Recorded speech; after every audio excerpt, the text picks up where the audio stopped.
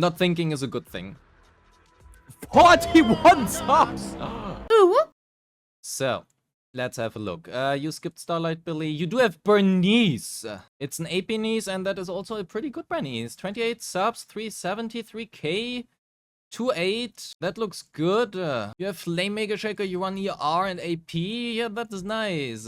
And M1. Hey, how's your Jane build? Let's have a quick look at your Jane. Your Jane is at 32 subs. And M2. You're running fist damage. That is pretty good. Not thinking is a good thing.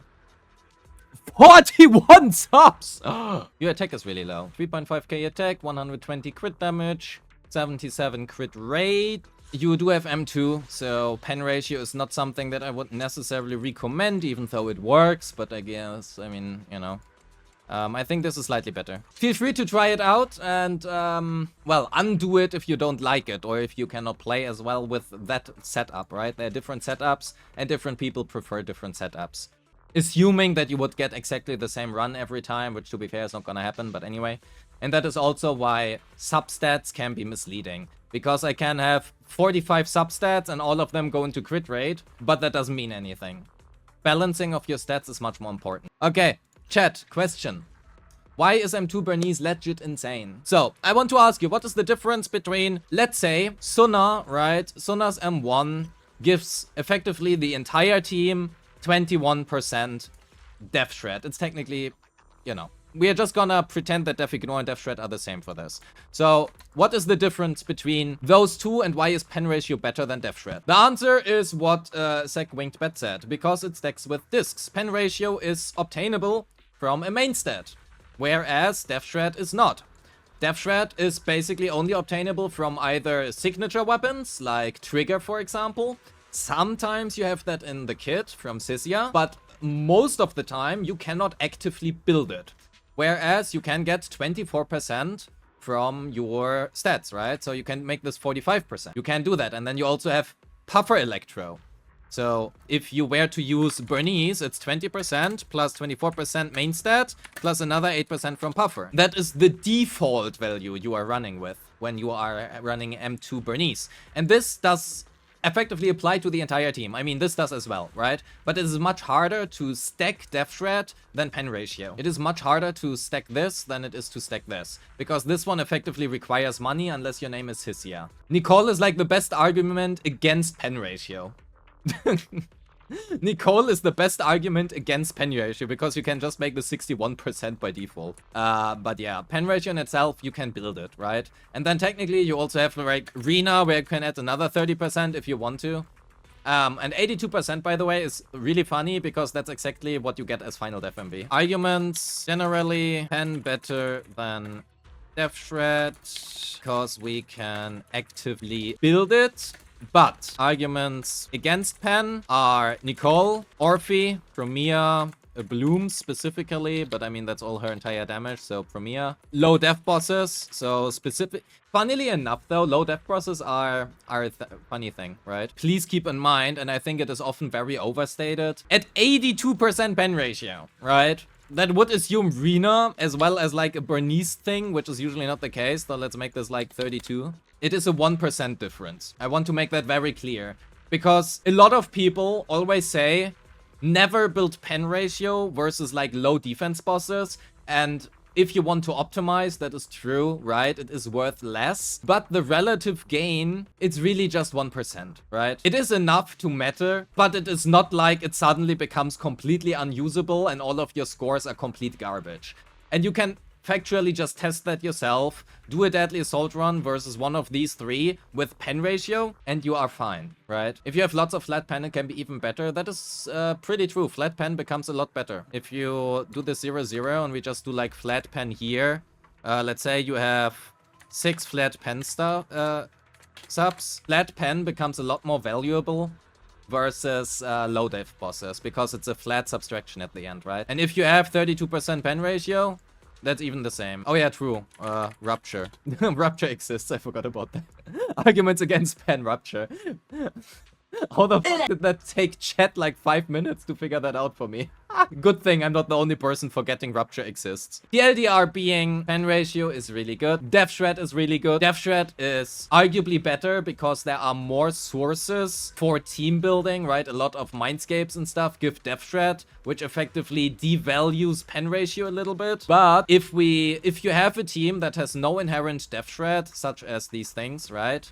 In that case, pen ratio is, technically speaking, better because we can actively build it compared to Death Shred. But Death Shred, we need to run specific units or certain weapons, whereas pen we can build on any unit. Pen always means that Rupture does worse than attackers, but is that actually true?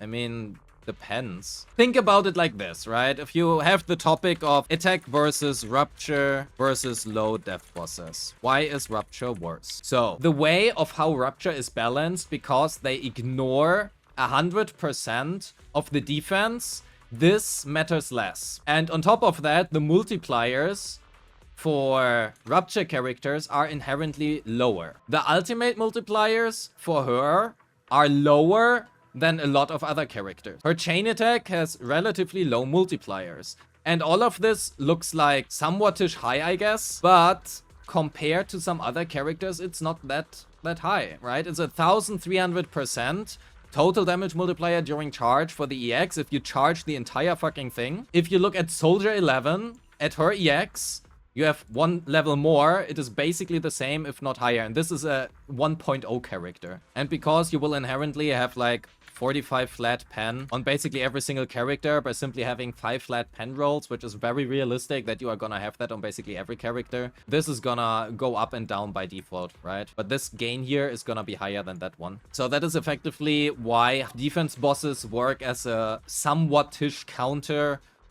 to Rupture. That doesn't mean that it's unusable or impossible, because, I mean, if you look at, like, Yijuan, right? Yijuan can still 40k Vesper, right? Or she was at Vesper's release. She was able to do that at Vesper's release. That's probably important to say. I'm not sure it is nowadays. But yeah, I hope that makes sense. A small excursion. Yoshungus, 40 subs, 50. Did we switch things? We did. That is why you're overcapping. Can we run Estful Voice for you? I don't know why, but Estful Voice is always the answer to everything. If you don't know what to build, just slap Estful Voice on it. Oh my god, we don't want to change that. I think, actually, I'm not sure. I think it was 180 now. God damn it. Your attack is slightly low now. Yeah, the thing is, we really want this one piece. That whatever your Yumi BB has. 26 subs, 2-4, yeah. There was somebody who asked before about Grace. I don't remember who it was or when that was. If you are still here, here's your answer. The main problem that Grace runs into is that you kind of want to run Fusion Compiler, who has a pen ratio main stat, which also means that you want a pen ratio main stat here, which also means that you want to run a 2-piece Puffer Electro, which I don't know why you are not using that, by the way. That inherently means that you cannot build a lot of attack. 2,500 attack. Oh, by the way, we made her better. 2,500 attack is not enough. That also means you are looking at a lot of attack percent substats.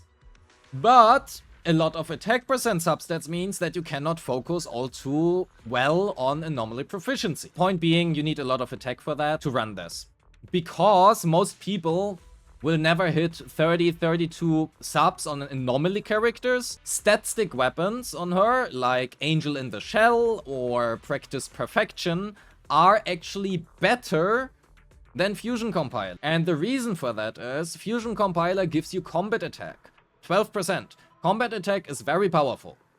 Don't forget that. It is a very, very good stat. But it scales off your initial attack. Means the less you have here, the less this actually does for you. 32 subs are not so hard to achieve on anomaly characters. Yes, that is very hard to achieve. +4, +6, +7, +4, +6, and those are 4, 5, +5. That is what 32 subs look like. Most people do not have this. 32 subs on crit DPS are not hard to achieve. But on anomaly DPS, most people will never even get remotely close to that. You have really good subs on your account, but you are the exception. Like, a very strong exception. That takes a long time to get this usually. But yeah, point being, technically seen, this is like the best build you can do on Grace, right? It's really good. But generally speaking, most people won't really get enough attack on her. So I would highly recommend focusing on attack subs, especially because Grace's best team is with Velina and Yuzua, and I suppose maybe Remiel someone. But regardless, Yuzua signature gives 60 AP, right? And Velina signature gives also 60 AP to the team. So you get 123 AP. Because of that, attack percent on Grace is much more valuable than anomaly proficiency subs. Attack percent and anomaly proficiency for Grace are about equal, but most people just don't get enough attack. I would recommend at minimum 2,600, if not 2,800 attack. Ideally, you get somewhere to 3,000. But you need like a lot of subs for that. And you also cannot give up too much AP, because if you give up too much AP, that is not worth it anymore, right? You do still need the AP, especially if you don't have Yuzua and Velina signature. And if you were to play without like those signatures or another character who doesn't give AP, AP again becomes more valuable. But like this thing, right? Ideally you would have like +3 here or something. But also flat pen is really good on characters like her, right? Because we built like 56% pen ratio by default. And generally, if you want to build your Grace's currently best set is Freedom Blues. So I would recommend you to get like a Freedom Blues piece here so that you can switch. The thing with Collider is she is gonna be a rupture stun agent like Norma and Shufufu. So she's gonna give sheer force. And she scales off defense because she has a hammer, right? She has a hammer. And she's gonna scale off defense. So you want to farm defense things for her. Actually, chat, clip that. Clip this part. I want proof of that. Collider's kit is gonna be a defense scaler. And she is gonna be a support for Rupture. Because currently she is basically gonna take the place of like Lucia or something, right? But she's gonna be a defense scaler because she has a hammer. That is my prediction. Alrighty. Then, it's a good account. Not much to say.